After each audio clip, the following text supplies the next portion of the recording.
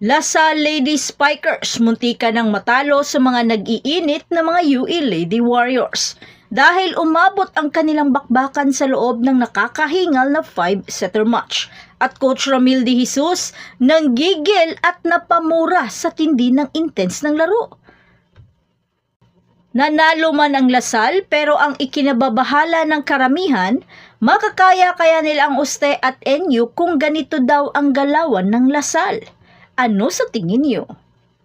Pero bago pa man ang lahat, kung hindi ka pa nakapag-subscribe, please like and subscribe at pakispike na rin sa bell button para lagi kang updated sa mga volleyball ganap. Ang defending champion na De La Salle University ay nakaligtas sa matinding bakbakan kontra sa University of the East sa loob ng 5 sets sa score na 25-23, 21-25, 25-17, 22-25 at 15